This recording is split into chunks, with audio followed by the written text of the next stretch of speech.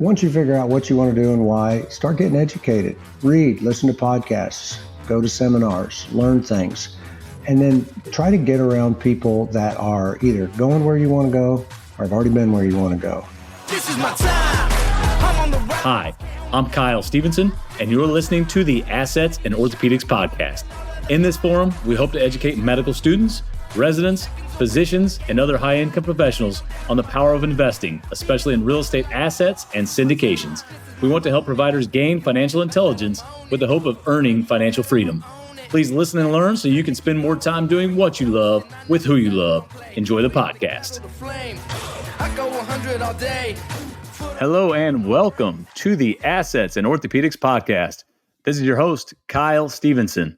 It is with great pleasure that I introduce you all to orthopedic surgeon, real estate mogul, and author, Dr. Tom Burns. Welcome to the show, sir. Morning, Kyle. How are you? I'm doing great. Thanks for coming on, sir. You bet. So I'm going to give a quick introduction and then let you take us on your journey. Okay. So Dr. Burns is a recently retired sports medicine orthopedic surgeon down in Austin, Texas. He has worked with the U.S. ski team since 1990, and I'm sure he has some great stories there. He's a real estate investor, currently one of the managing partners with Carbon Real Estate Investments, which is a real estate private equity firm focusing on value-add multifamily deals. He is an author of a phenomenal book, which we will dive into. And I'm going to let you take the floor and just give us a little bit more on your early training in medicine, including medical school, residency, and early practice. You bet. Yeah, I can bore your audience pretty well, I'm sure. I was just, I was a guy in Austin, Texas that played sports. That's all I did when I was young, and found out pretty quick that nobody was going to pay me for it. So that's why I went into orthopedics and sports medicine, so I could hang out with people I was used to hanging out with. So that's what I did. I went to Southwestern Medical School in Dallas and residency in Cincinnati, and then I did a fellowship at the Stebbins Hawkins Clinic in Vail, Colorado. And then started my practice in Austin in 1991, and then retired from that about 3 years ago. So, that was kind of the medical career. It was a blast. It was a lot of fun. I enjoyed it. But, for those of you that are med students, residents, or already physicians, you know how we train, right? So I'm in the midst of I was following the plan. I went to med school, had a pretty good time in med school. And we were in residency, and I was about halfway through my 5-year residency. And as you know, we're trained on the apprenticeship model. So the attendings that are teaching us are 10, 20, 30, 40 years ahead of us. That's supposed to be us in 20 years, right? So I saw these guys, and they just weren't as happy as I planned on being. That's honest truth. They were complaining about time. They were complaining about not having control, but they were making tons of money. And so I didn't quite get that disconnect. So I watched them for a while and just realized that I didn't necessarily want their money if I had to have their life. I had, plans to be a little more free and have a little more fun in life. I just didn't want to be those guys. So I started looking for stuff, and I didn't land first on real estate. I looked at a bunch of things and eventually landed on real estate because it moves slow. You can do it part-time. You can do it with partners. It was just something that fit the life of a busy surgeon. It was quite a while ago, so no computers, no internet, no podcasts, no seminars, I walked to my real estate deals barefoot in the snow, right? But I learned from people that were in the game. I read as much as I could. I started my practice, paid off a few bills, and at that point there was, it was time to do something. And so I did the only thing I knew was I bought something. I literally I bought something. I looked in the newspaper, found something for sale. By then I'd figured out a little bit how to do the numbers. It looked like it was going to make me some money. I was scared out of my mind. I didn't know anything I was doing.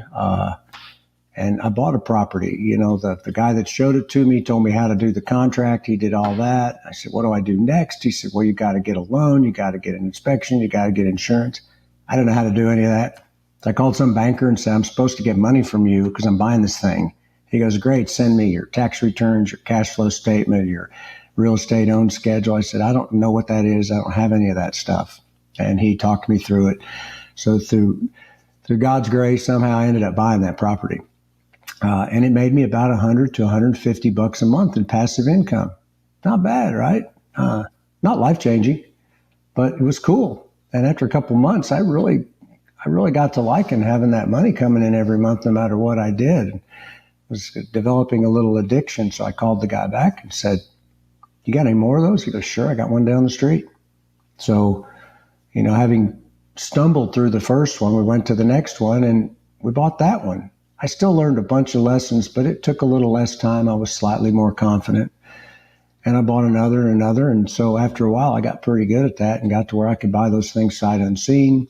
I could tell you in 5 minutes if it was going to be making money. And so I kind of learned an asset class. And that's what got me started in the real estate world.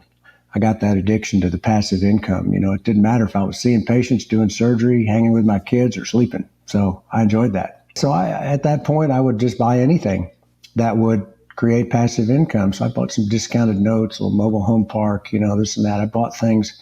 I reached a point, Kyle, where I had a nice little portfolio, and it didn't change my life a lot, but it changed my schedule. And what I mean by this, and this is for the folks that are listening, it didn't provide me a ton of income, but it gave me the confidence to think, hey, maybe I can ease up a little on my schedule. So I canceled Friday afternoon office. I was a young, new orthopedic surgeon, working my tail off, taking call everywhere. And I'd operate in the morning, and then in the afternoon, I'd have office. Well, everybody knew Burns is in the office on Friday afternoon. So everything got sent to me. Great for business. But for those of you that are surgeons, there's a thing called block time. I used to joke that my block time was 5 o'clock in the afternoon on Friday evenings. I was always in the operating room. So I took off Friday afternoon, and it was like I was Bill Gates. I had a 2.5-day weekend. Life was really good. And so that's another addiction I got, which was, I liked having a little more free time. I reached a point where I thought I'd kind of hit a ceiling. I was buying little things. It was great. The portfolio was growing, and I wanted to go bigger. And so a friend of mine was a real estate developer. He's a guy I'd vacationed with. He was a buddy. And I went to him one day and I said, look, I like what you do. Will you teach me? And he laughed at me. He said, well, you're a rich doctor. You don't need to know this real estate stuff. I said, well, teach me anyway. And so for 18 months, I worked with him and for him, canceled offices to go do stuff with him. I made no money, but I learned a lot. And out of that friendship, that work, he and I built a 155,000 square foot medical facility that he and I still own today. So small seeds grow to large things. So that was happening. I ended up, for various reasons, I'd end up speaking once in a while. And, a friend of mine who most everybody knows, but he had me speaking for him in Arizona. And I was on stage and he said, he's from Austin, Texas. This is Tom Burns. And somebody came up and introduced themselves and said, we're moving to Austin, Texas. Will you be one of our contacts? And I said, yeah. And I did that. And after about 4 or 5 years of kind of getting to know this person, he became my partner. So that was a partner I had for 15 years. So things just happened organically, and we built a pretty nice portfolio. And then, a few years ago, I decided to make a pivot, and somebody that I knew in another affinity group, we kind of got to know each other and tested each other out for a couple of years. And that's the genesis of Carbon. So I did not have a big goal of I want X amount of dollars or X amount of net worth. I never knew my net worth, Kyle. I never cared what it was because it didn't feed me. But all I wanted enough income coming in without my efforts that I could choose what to do with my time. And so that was a long soliloquy there, but that's kind of the whole process. That was great. Yeah, we could end the podcast right there, honestly, because that will motivate a lot of the listeners just in hearing all that. Let's unpack some of that. The first thing that we should talk about is when did you actually start? Was it in residency? Was it as a medical student? When did you actually start your investment portfolio? I started learning about it in residency. I didn't have 2 nickels to rub together, nor did I have any time, but that shouldn't be an excuse. But I didn't have the knowledge back then, so I couldn't do without lack of money and time. So it wasn't until I was in practice. So I got in practice, paid off my very meager student loans. This was a long time ago, so my student loan was very small. Paid off a few other things, paid off my parents because I was broke when I hit town, so they had to lend me money. And then once that stuff was paid off, I just dove in. So it was within a couple of years after starting practice, so early 90s. Okay, good deal. And then The other aspect, and I think this is good advice really for the young listeners, physicians, medical students, any high income professional, really. I'm going to butcher the quote, but I'm going to paraphrase a little bit here. It's easier to turn a moving ship than one that's standing still. Basically meaning get active, start doing something, and then you'll kind of figure out where to go from there, right? You start talking to more people, building your network, building connections, and then you'll start learning the real path that you want to go. Yeah, a shorter quote is now, not how. Just do something. Yep, that's great. That is great. I love that. Well, that's good. That's a good start. And so the other question I guess I have is, because in your book you've talked about, and we'll get to this, but most young doctors will start with paper assets, stocks, bonds, 401k, the simple things that they've learned about forever. What made you decide on real estate as opposed to just stocks and bonds? Yeah, and that's a good question, because I did follow the plan. I didn't have this podcast to listen to back then, and so I followed the conventional wisdom. I went to a seminar in residency by one of those big groups that they give you the numbers, and that's a lead magnet for them to get you as a client at some point, which was great. So, they talked about investing. The person that invests for 7 years and then stops does a lot better than the person that doesn't invest for 7 years and then starts, the compounding value, or the value of compounding. So I dollar cost averaged into mutual funds. Good gosh, for my kids' school, I wanted to save for their school. So the financial planner got me to buy 0 coupon bonds. It was pretty much a loser. If you look that up, I haven't even heard the term in the last 30 years. That was supposed to pay for my kids' school, and it would have paid for about a semester if I'd have stayed with that plan. So I was doing that. I was putting money into mutual funds and things like that. In fact, I didn't pull my money out of the stock market until 2008, right before it crashed. It's the only good move I've ever made, and it was blind luck. So I think I enjoyed the real estate because of the control. We're doctors, we're control freaks, right? So I like a little bit of control, and I could make my property more valuable if I wanted to, or I could choose, I didn't have somebody choosing some stock for me. I could go and look at the place, and I like the hard asset. And the fact that it was the passive income, that was my whole philosophy. If it made me $1, and we talk about Robert Kiyosaki's book, The Asset Column. If I put something in the asset column and it put $1 or more into my income column, I was going to buy it. So that's why I liked real estate. I didn't have to spend all my time. I was a full-time orthopedic surgeon and new father. I could do it part-time. And as I told you, I eventually ended up with partners, which was great because that leverages their time, and I also was able to leverage their knowledge. I learned a lot from my partners. So that's why real estate. And it's, then it was actually kind of later that I understood the tax benefits and the compounding and the amortization and all the great stuff about real estate. That's great. Yeah. A lot of these listeners will be able to relate to that, to your story. Young kids, starting their practice, working a lot of hours, just trying to use a Robert Kiyosaki quote to try to get out of the rat race. It does help to have, no matter what you're making now, that old adage of live on 90% of what you make. I mean, it's real and it can be done. So even if you're making $100 a month or something, take 10 of it and put it to something, whether it does go to stocks and mutual funds or an index fund, that's okay. And later it can go to real estate, but, start that process now, because man, if you started in med school or residency and keep with it, you'll be very, very happy when you're old and a little bit gray like me. Yep, absolutely. So there are 2 books that I recommend to my residents and medical students to read during my rotation. You would think that they would be orthopedic surgery books because that's what I am. But these books, number 1 is the classic Rich Dad, Poor Dad by Robert Kiyosaki. And a close second, I would say, is Why Doctors Don't Get Rich, How You Can Create Freedom with Passive Income by Dr. Tom Burns. So let's get into that a little bit. In my very first podcast, I mentioned the book, Robert Kiyosaki, Rich Dad, Poor Dad. And I stated that the book is a classic, one that almost every entrepreneur and real estate investor mentions that changed their mindset about money. So if you don't mind, could you tell us the epic story about how you stumbled upon Mr. Kiyosaki's book years ago and you referenced it in your book in chapter 1. Yeah, it's probably the only interesting thing I've done in my life. To set the stage, my family was out of town and I was running errands. My truck was dirty, so I had to go get it washed. So I took it to the local car wash. And at the time, I was reading a lot of sales, real estate books, personal development books. And to be honest, Kyle, I was in the Amway organization. I didn't make any money in it, or I made enough to pay for all the stuff, but they had a good personal development program. And that's what spurred my reading interest even more in the personal development and real estate. So I was reading a lot of books like that. And I go up, I give them my car, I go inside and I go up to the counter to pay for it.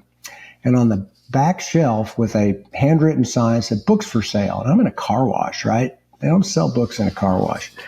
But it was purple and gold, and I saw the word rich on it. I said, let me see that book. She hands it to me and says, what the rich teach their kids about money that the poor and middle class do not. I thought, man, whoever's cocky enough to say that, I'll be happy to buy their book. So I bought the book.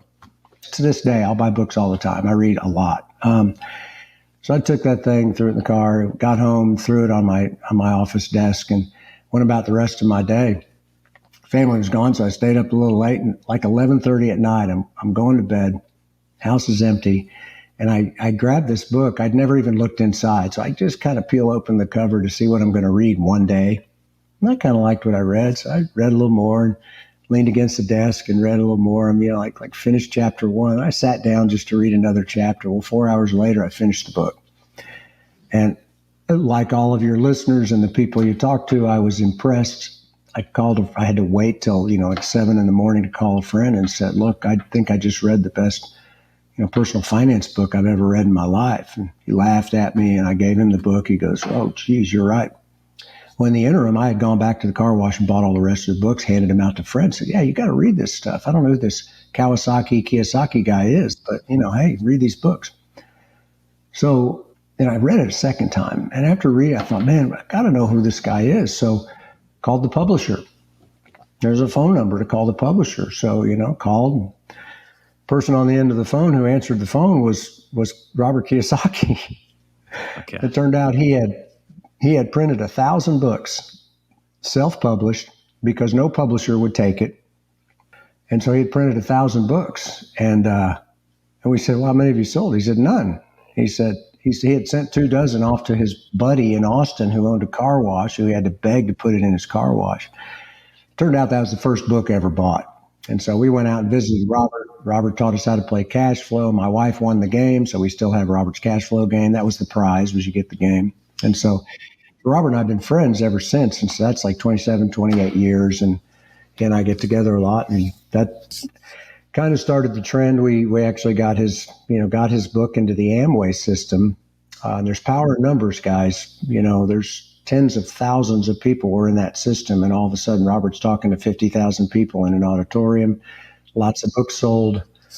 Oprah took notice. And he'll tell you, he said he was unknown one day. He walked onto Oprah's stage and he was internationally famous immediately. She sold millions of books just by having him on her show. So he's gone on from there. So that's amazing. Yeah. I mean, fate led you into that car wash that day. Yep. That's a cool story. And you guys have been friends ever since, right? Yep. I love it. Well, and that's why I think that your book is a perfect piggyback off that, because there's a lot of similarities, and you definitely focus on the physician or high income earner.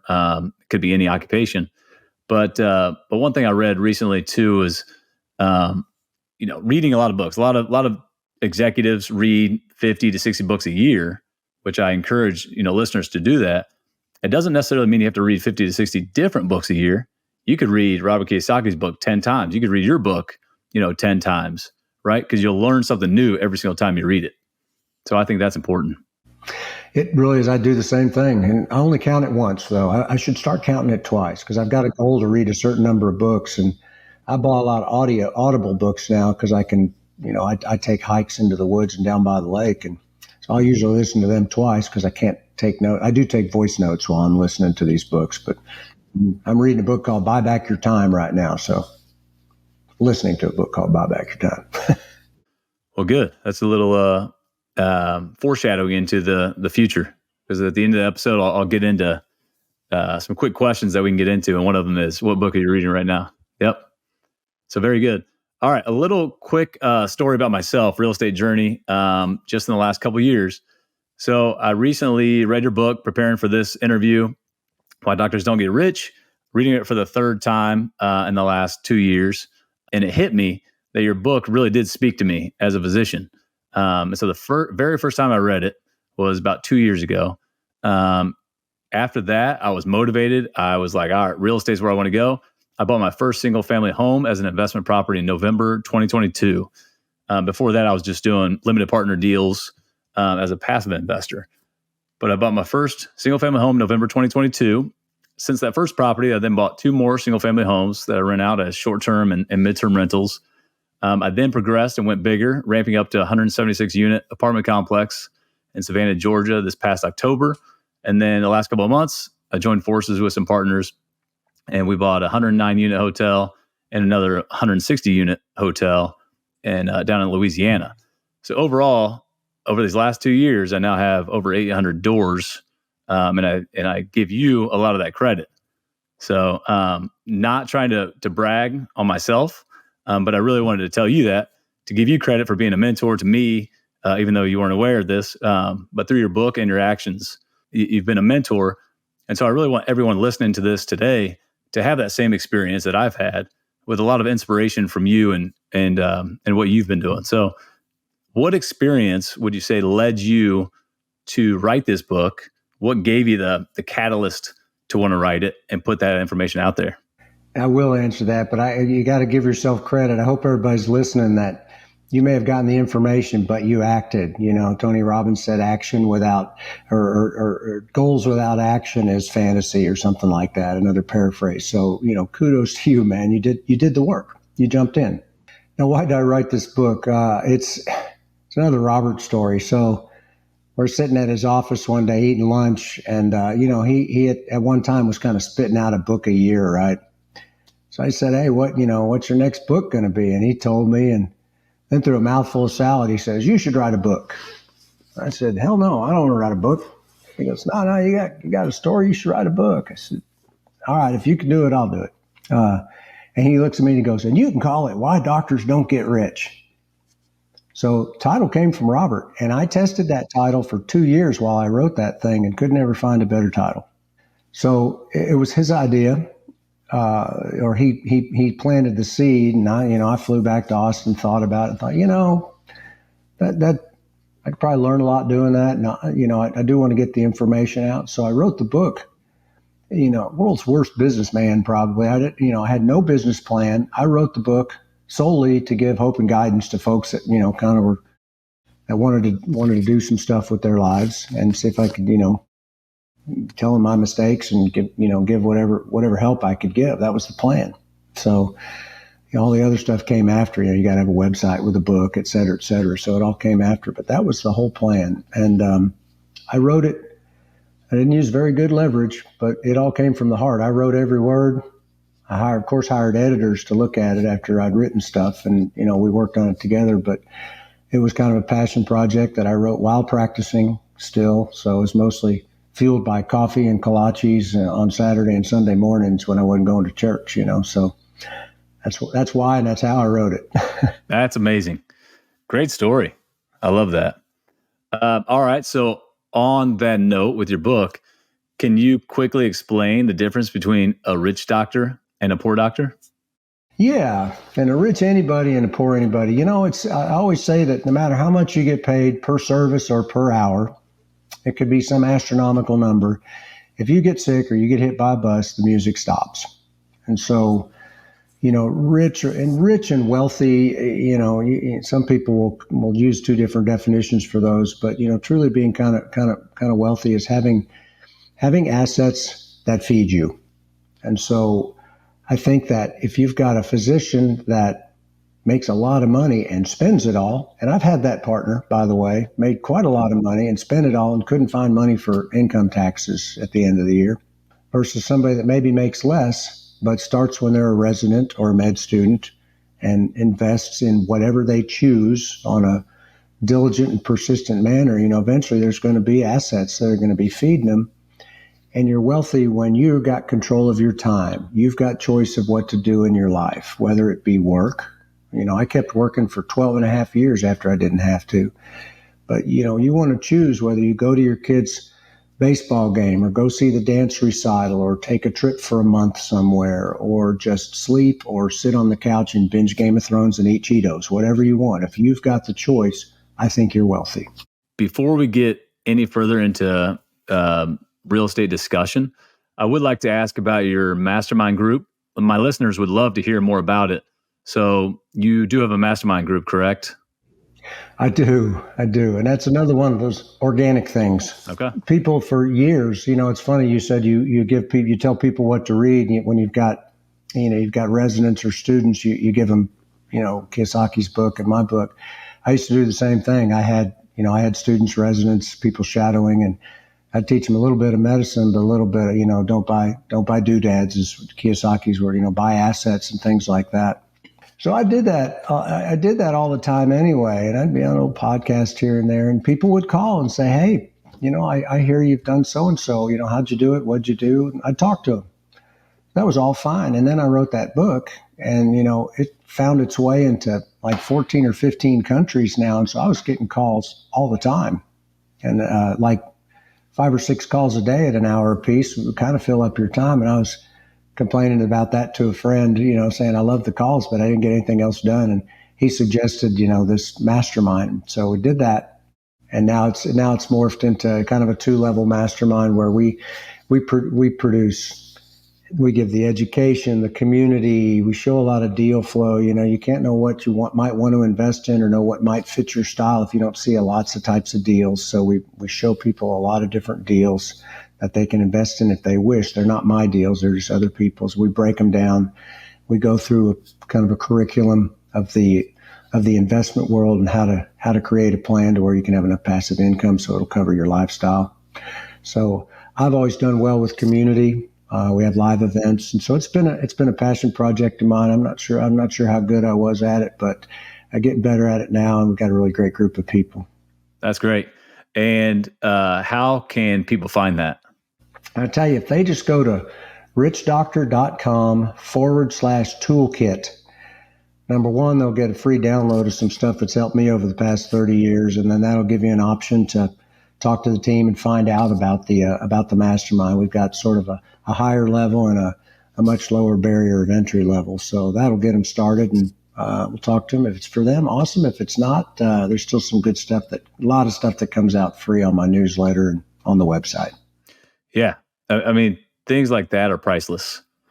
To get involved in the community, to have the deal flow, to have your mentorship, that's priceless.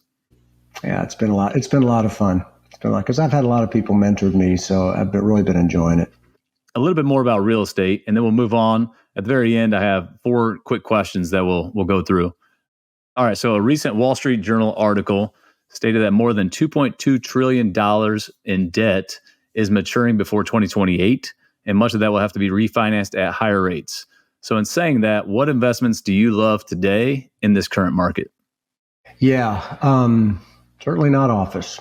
I own some office, but it's medical office. There's a lot of debt maturing, and you got to break that down into various asset classes. And then you got to break that down into who's pretty solid, who's probably not too bad, and who's really going to be in trouble. And that lowers the number. But yes, there is difficulty out there. It's starting to show up. People that got debt in 2021 and 22, they've got 2 and 3 year, variable debt products, and they're going to have to refinance. So what we have found, I found out that focus is helpful. So I'm staying in the multifamily area. Yes, I have office and I've got some industrial, but I like the multifamily area for a number of reasons.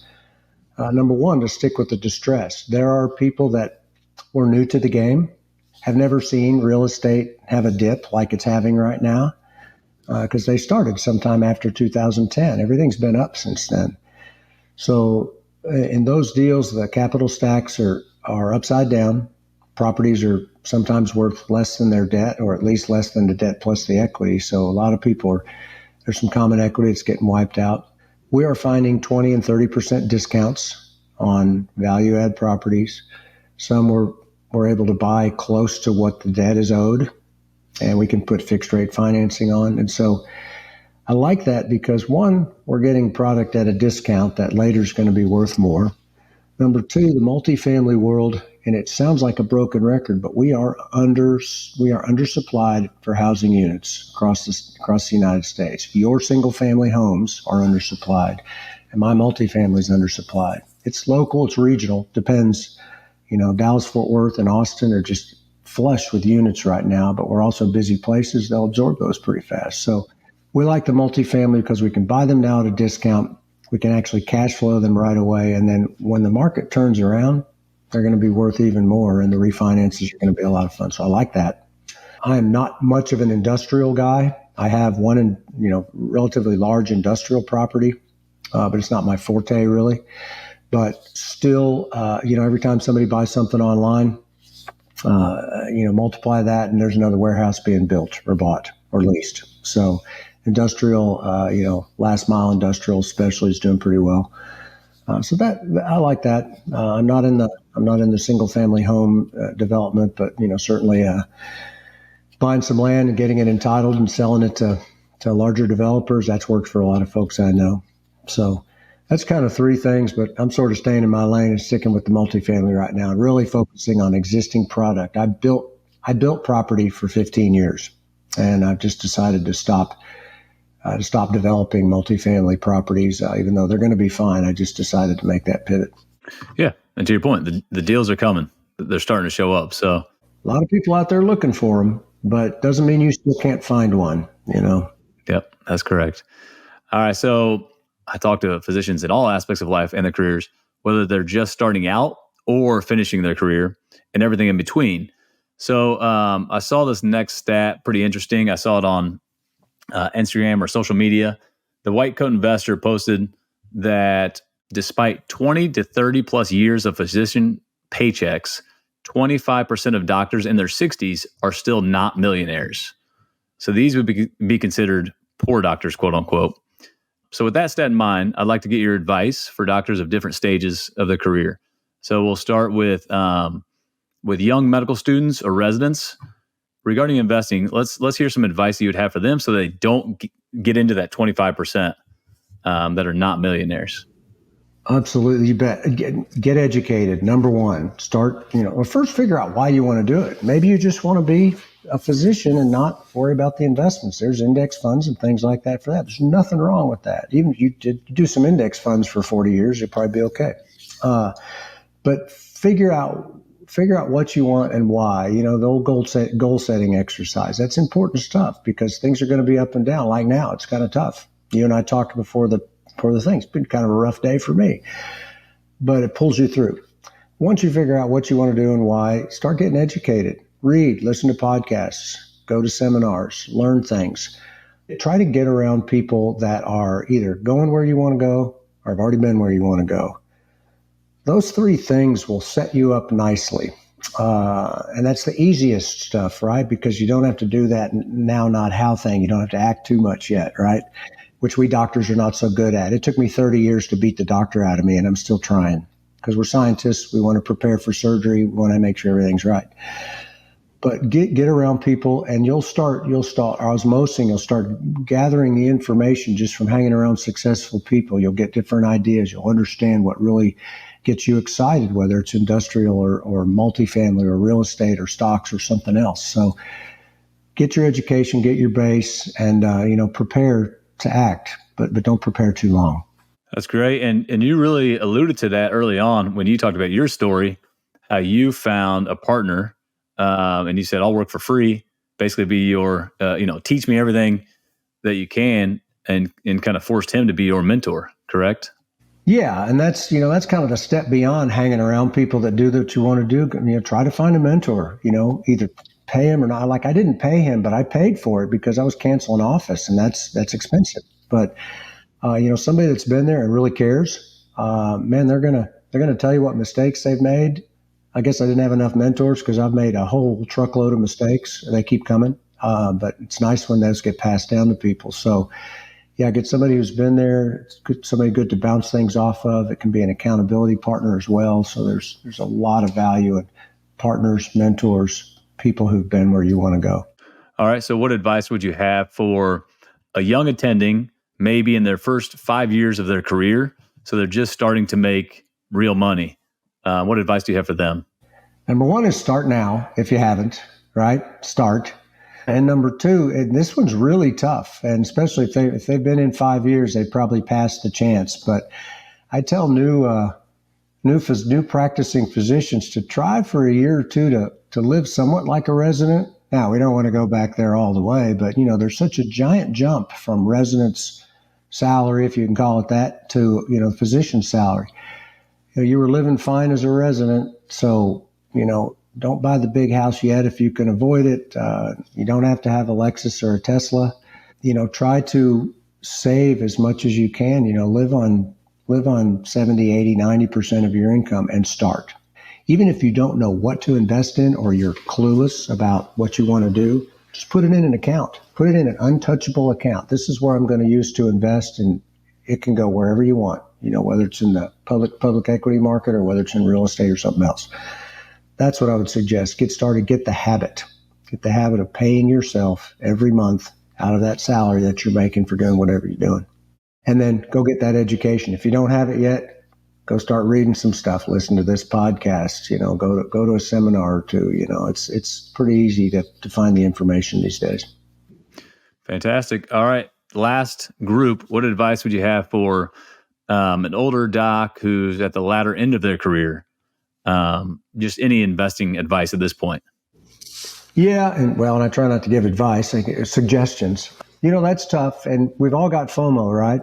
We've all got that fear of missing out. We've got that urgency thing. It's a lot easier for the new doc that's 1 to 5 years. It's pretty tough. It's a gloomy prospect seemingly for the person that's at the end of their career. But we're living longer, and the second best time to start is now, if not before that, right? So it's the same process. Start now. You might have to be a bit more conservative. Debt funds, bonds. The returns aren't that great. You just got to look at how long you expect to live, which I guess brings in the thought of wealth is not just money. By the way, it's a number of other things. One of those is your health. So start looking at your health and try to set it up so maybe you can live another 30 or 40 years. If you got 30 or 40 years and you got a better time horizon, you can start investing now because compounding does work. But just start now. It's better than nothing. Could they, at this latter end of their career, could they still invest in limited partner deals through real estate? Sure. Real estate's it's a slow growth to wealth, right? So nothing's going to happen fast, but if they're near the end of their career, they can make as much as you can while you're as a doctor.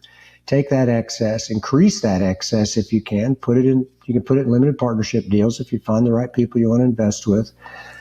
Over time, that money's going to be working for you, and that's what we're all looking for. We want our money working while we're sleeping, and then we want our money to start making babies. And then you take those babies and you invest them again. So, absolutely, And somebody that's young, you don't have to go buy your own real estate. I can tell you plenty of stories of people that have invested passively with others, used that time leverage, and made enough income to be able to do what they want and maybe even quit their job if they wish. So being active is not the holy grail. It's a way to potentially speed things up. It's also a way to increase your risk. So it's a scale. Well, a couple more points, and then we'll move to the last 4 questions. But for physicians, so like we just talked about, being a limited partner can be a great way to make passive income while working hard at your craft, treating patients. So what are some red flags that you've encountered when it comes to either finding a great operator to invest with or even searching for a deal that you may invest in?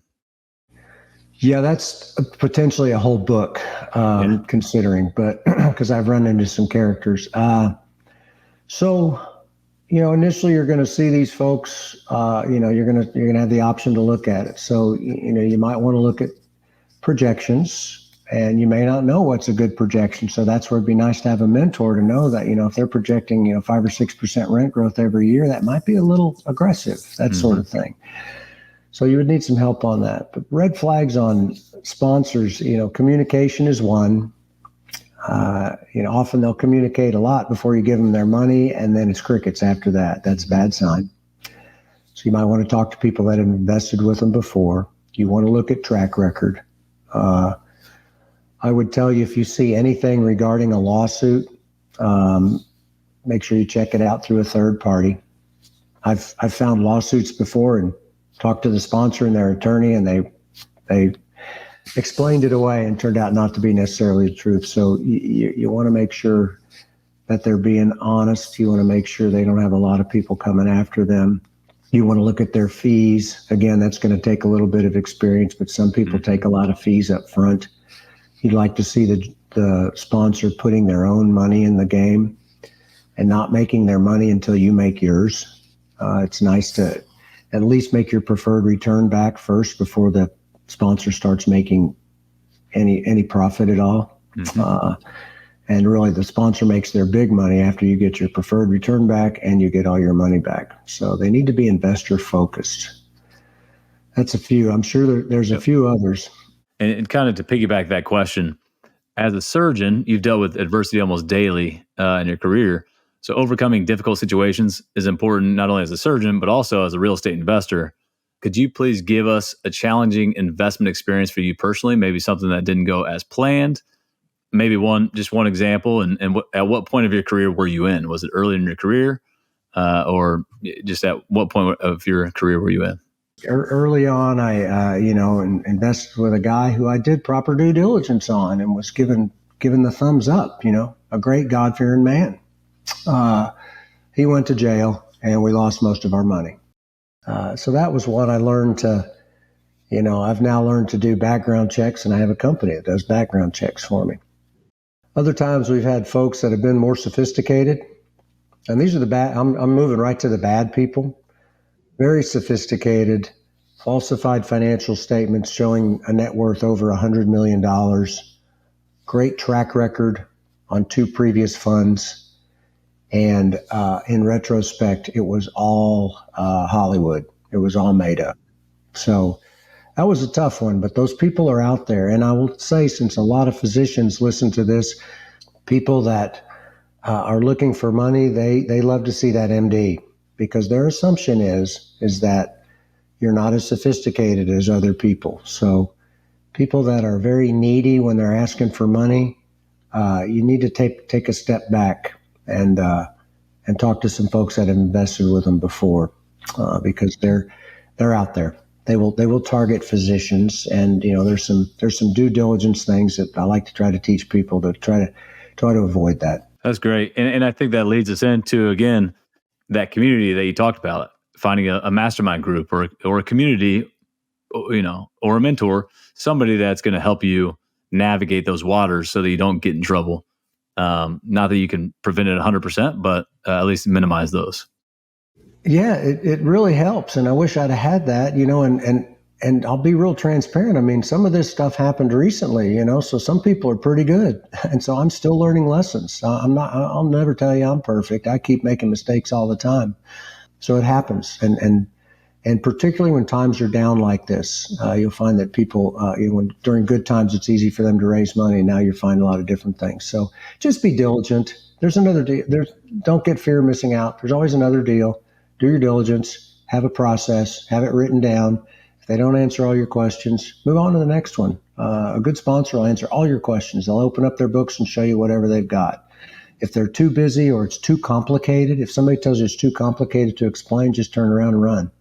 That's great. Fantastic. Well, we really appreciate that. So in closing, I like to finish by asking my guests 4 final questions. So you answered this earlier, but what book are you reading right now?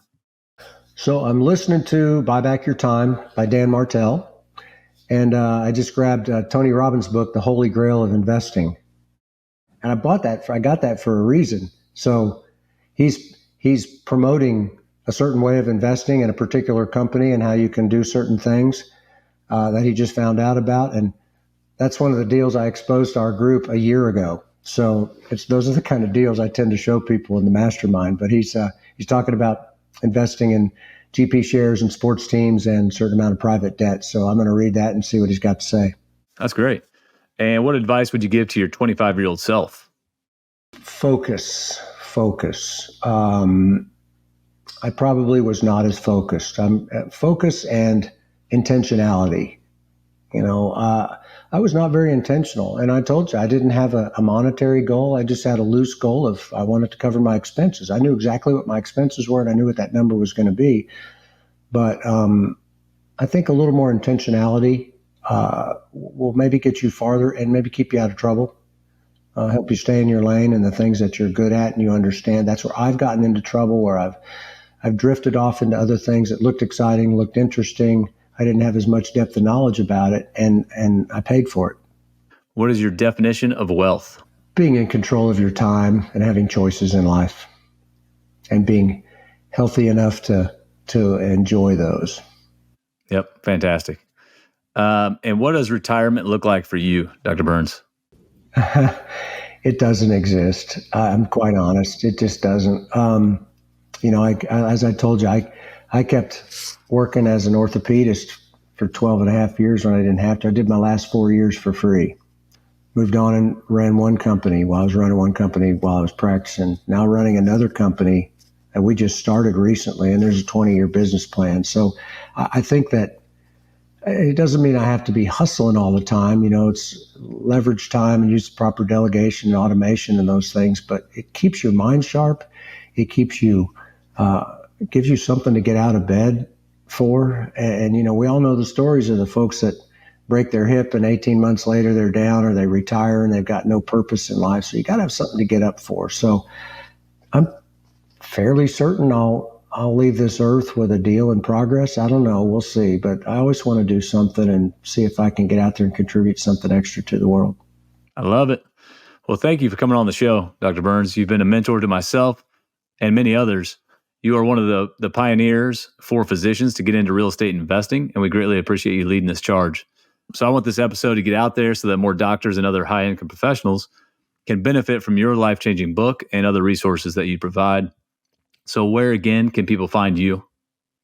So just go to richdoctor.com, and that'll have everything you need. And you can, I tell you, your folks can email me if they wish at hello@richdoctor.com. We do answer all the emails. So if you want to get in touch, go ahead and do that, and I'll be happy to talk to you. Fantastic. Yeah, the first time I heard about real estate professional status was actually from your resources. So a lot of good stuff there. Yeah, there's a lot of free stuff there. Try to get out there, get some useful stuff out there so people can kind of make their way. Well, we appreciate it. Thank you for coming on. Anything else you want to add? Thanks, Kyle. No, I appreciate what you're doing. This is a resource that I would have killed for when I was a med student I wasn't aware enough as a med student, but as a resident, it would have been really nice to have this. So doing a great service. And for those of you that are listening, this is really valuable stuff, not necessarily, maybe present company excluded, but I'm sure I've seen Kyle's stuff and it's great. So keep it up and thank you. Thank you very much. We'll get this out there. Take care. Take care. This is my time. I'm on the rise. Can't hold me down. Thank you for listening. If you found value in today's podcast, please leave a review so our community can continue to grow. If you would like to stay connected or receive a copy of your free investing ebook, please go to www.sharpinvestmentsllc.com, and that's sharp with a P as in professional. This is not financial or tax advice. Please consult with your financial advisor or CPA.